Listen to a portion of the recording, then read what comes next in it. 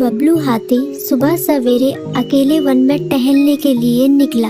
वह अपने ही धुन में चला जा रहा था।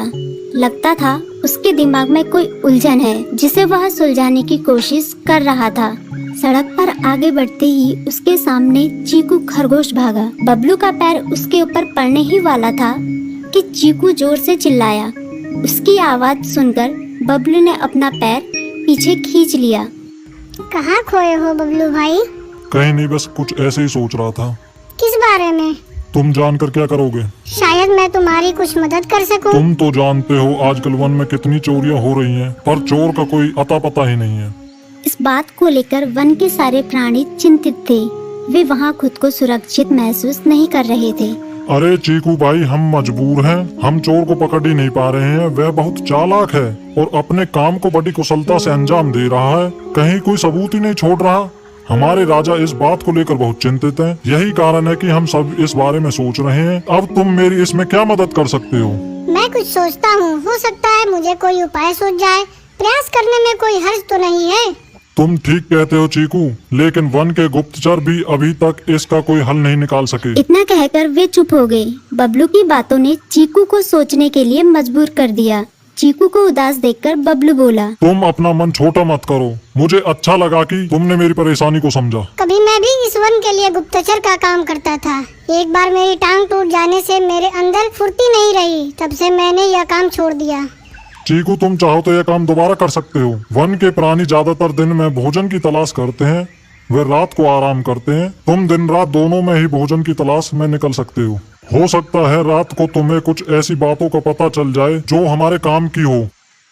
हाँ बबलू, तुम ठीक कहते हो। मैं आज रात को वन में घूमकर इस बात का पता करने की कोशिश करता हूँ। थोड़ी देर बातें करके चीकू अपने बिल की ओर बढ़ गया और बबलू अपने रास्ते चला गया। चीकू के दिमाग में अभी तक बबलू की कही बातें घूम रही थी। उसे समझ नहीं आ रहा था वह बबलू की मदद कैसे करे। दिन भर वह उसी उधेड़-बुन में लगा रहा।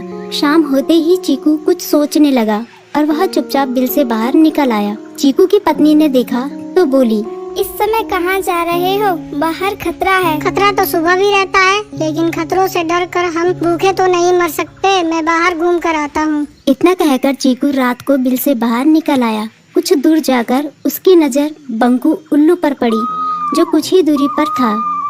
वह पेड़ की डाल पर बैठा अपनी गर्दन चारों तरफ घुमा रहा था। वह तेजी से पेड़ की एक डाल से दूसरी डाल पर उड़ रहा था। बंकू की नजर उस पर नहीं पड़ी थी।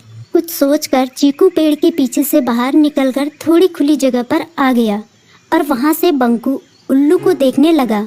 बंकू ने चीकू को अंधेरे में भी देख लिया, पर उसने उसमें कोई उत्सुकता नहीं दिखाई और अपनी गर्दन चारों ओर घुमाता रहा। चीकू बड़ी देर तक बंकू की हरकतों पर नजर रखे रहा। वह थोड़ी देर तक खुले मैदान में खड़ा रहा, पर बंकू ने उसे देखकर भी अनदेखा कर दिया।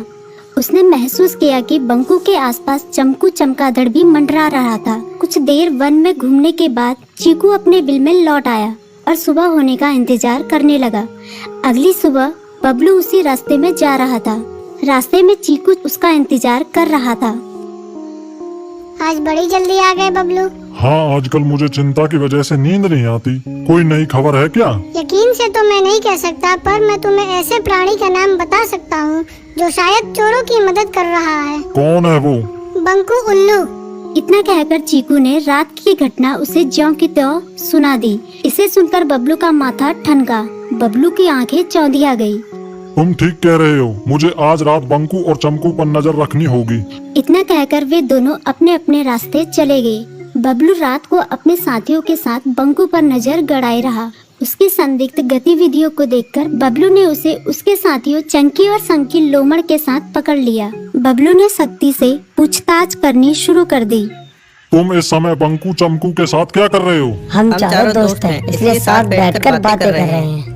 चमगादड़ और उल्लू की दोस्ती तो समझ में आती है, पर लोमड़ के साथ दोस्ती कैसे हो सकती है? सख्ती से पूछने पर दोनों ने अपना जुर्म कबूल कर लिया और सभी चोरियों के बारे में बताया जो उन्होंने कुछ दिन पहले वन में की थी। बबलू ने उनके चोरी का सारा सामान भी बरामद कर लिया। बंकू और चमकू को अभी तक समझ में नहीं आ रहा था कि वो इतनी आसानी से कैसे पकड़ में आ गई।